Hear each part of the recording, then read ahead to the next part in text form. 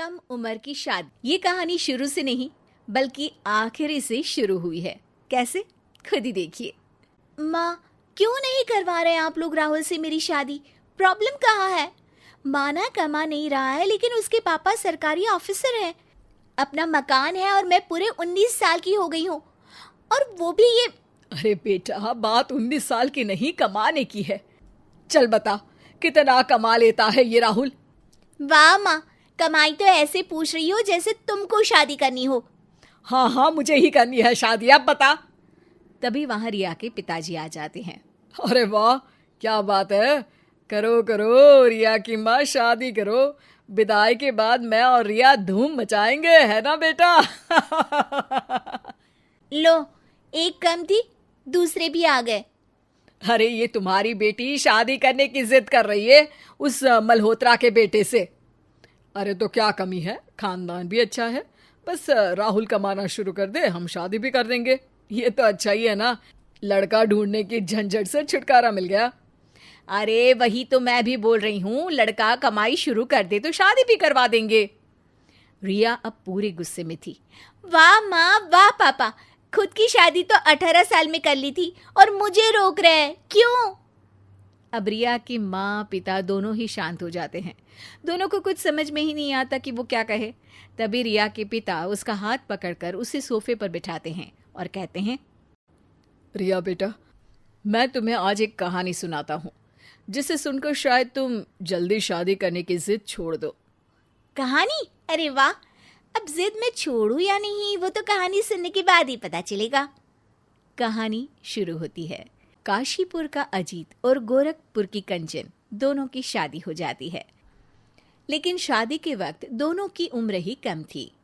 अजीत तो पढ़ाई कर रहा था लेकिन कंचन का पढ़ने का सपना अधूरा रह जाता है। ये क्या, सारा दिन पढ़ते रहते हो? मुझे मेला घूमने जाना है। हाँ चलो, शाम को चलते हैं ना मेला देखने। लेकिन देखो, कुछ जिद मत करना, मेरे पास पैसा नहीं है। क्या मेला देखने जाओ और कुछ लो भी ना? ना, मैं तो बहुत सारा सामान खरीदूंगी। अजीत उठकर वहां से चला जाता है और माँ के पास जाता है। माँ, कुछ पैसे दे दो ना, शाम को कंचन को लेकर मेला देखने जाना है।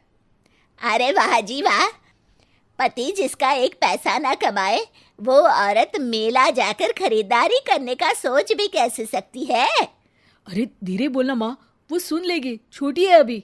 हाँ, तो तू कौन सा बूढ़ा हो गया है, सुन लेगी तो सुन ले। माँ, पैसे देने हैं तो दे, वरना मैं पिताजी से मांग लूंगा। तभी कंचन वहां आ जाती है। उसकी आंख में आंसू होते हैं। अरे नहीं, रहने दीजिए, मेरे पास तो सब है, क्या करना है मेला घूमकर, बिना वजह थकावट हो जाएगी। तभी वहां ससुर जी आ जाते हैं। अरे बहू, सारा दिन तो तू गिलहरी की तरह फुदकती रहती है, ऐसे कैसे थकावट हो जाएगी? अजित, ये ले पैसे, बहू को मेला दिखा लाना, जा। ये देखकर सास का मुंह फूल जाता है। अरे हम तो पति की कमाई के भी मजे नहीं ले पाए, दूसरे ही ऐश कर रहे हैं। जबान में लगाम लगा ले अजित की माँ, बहू की अभी उम्र ही क्या है? अरे तो इसके माँ पिता को तो पता होना चाहिए ना कि दामाद कुछ कमाता नहीं, कम से कम महीने का भत्ता तो भेजे बेटी को। अजीत और कंचन मेला देखने चले तो जाते हैं, लेकिन कंचन के मन में सास की बात गूंज रही होती है। अरे कंचन, वो चूड़ियाँ खरीद लो ना, अच्छी लगेगी तुम पर। अरे नहीं, मेरे पास तो वैसे भी बहुत है, रहने दे आप। अजित ने काफ़ी कोशिश की कि कंचन कुछ खा ले या खरीद ले, लेकिन कंचन खाली हाथ घर आ जाती है। ये लो माँ, तुम्हारे सारे पैसे। कंचन ने कुछ नहीं लिया। अरे ना ले, एक तो फ्री के पैसे दो, ऊपर से नखरे देखो। अरे वाह जी वाह, इतना नखरा तो मैंने अपने पति की कमाई का नहीं दिखाया जितना ये लड़की नखट्टू पति का दिखा रही है। अजीत को इस बात पर गुस्सा आ जाता है और वो कंचन के साथ कमरे में चला जाता है। मुझे इतनी जल्दी शादी ही नहीं करनी चाहिए थी कंचन। हाँ, आप ठीक कह रहे हैं, शादी में प्यार के साथ सम्मान भी होना ज़रूरी है। पति की कमाई के बिना ससुराल में पत्नी की कोई इज्जत नहीं रह जाती। एक दिन, हे भगवान! अरे क्या हुआ कंचन? मेरे पेट में बहुत दर्द हो रहा है। चलो चलो डॉक्टर के पास चलते हैं। दोनों डॉक्टर के पास जा ही रहे होते हैं कि सामने अजीत की माँ आ जाती।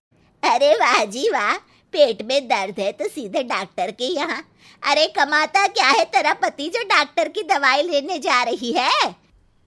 अजवाइन में काला नमक मिला के खा ले गर्म पानी के साथ, सुबह तक ठीक हो जाएगा। अरे नहीं नहीं माँ, कंचन को सच में बहुत दर्द हो रहा है, वरना वो तो दर्द सहने में माहिर है। अरे बेटा, सहने में तो माहिर होना ही पड़ेगा। पति जो कमाता नहीं, किसके सर पर नाच कर अपनी डिमांड पूरी करवाएगी? अब कंचन कमरे में लेट जाती है और सो जाती है। अगली सुबह कंचन उठती नहीं है तो अजीत डर जाता है। पिताजी जल्दी आइए, देखिए ना कंचन को क्या हो गया, ये उठ ही नहीं रही। माँ क्या हो गया, मेरी कंचन कहीं मर तो नहीं गई? अरे रुक बेटा, मैं देखता हूँ। नहीं नहीं, बहू की सांस तो चल रही है, जल्दी से डॉक्टर को लेकर आता हूँ। डॉक्टर आते हैं, कंचन को दवाई देकर जाने लगते हैं और कहते हैं, आपकी बहू को अल्सर की बीमारी है। क्या कभी बताया नहीं कि उसके पेट में दर्द हो रहा है?